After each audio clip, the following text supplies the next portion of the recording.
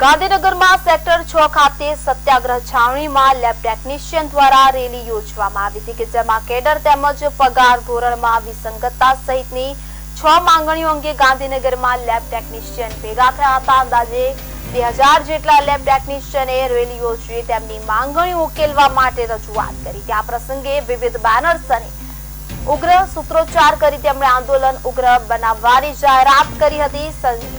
તો આપણે જણાવી દઈએ કે સેક્ટર 6 ખાતે લેબ ટેકનિશિયન દ્વારા રેલીનું આયોજન કરવામાં આવ્યું।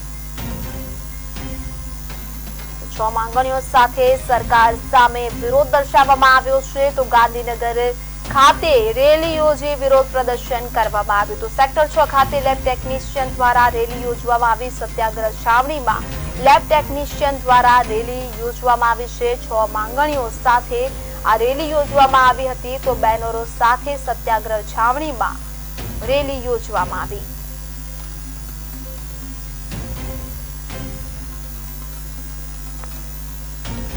योगेश पटेल लेबो टेक्निशियन स्टेट एसोसिएशन प्रमुख तरीके हूँ रजू करूँ छूँ। सरकारश्री में घनी वखत लगभग 20-25 वर्षथी अमारी आ पगार विसंगततानी मागणी सतत करता आव्या छीए। आरोग्य विभाग हकारात्मक पॉजिटिव साथे नाणां विभागना फाइल परामर्श माटे मोकले छे, पण नाणां विभाग द्वारा जे ते वखते कोईपण कारणसर अमारी जे आ मागणी पगार विसंगततानी आज रोज सुधी एनो उकेल आवेल नथी।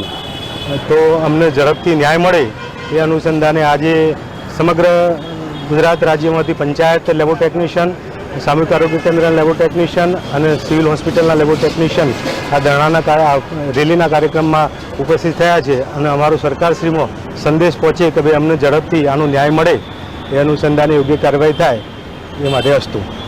આરોગ્ય મંત્રી ઋષિકેશ પટેલ છે તેમના મામલામાં બેઠક થઈ। હા, જે તે વખતે આ પ્રશ્ન લઈને અમે જાગ્યા હતા એ વખતે અમારી આરોગ્ય મંત્રી સાથે પણ બેઠક થઈ હતી। એમની હકારાત્મક અભિગમ સાથે અમને આ પ્રશ્નનું ત્વરિત ઉકેલ આવે એ અનુસંધાને નાણાં વિભાગ અને આરોગ્ય વિભાગ સાથે પરામર્શ કરી અને ફાઇલ ચાલી હતી, પણ નાણાં વિભાગના સરકારશ્રીના નિયમ પ્રમાણે અમને એ ફાઇલનો કોઈ પણ કારણસર બહિષ્કાર કર્યો।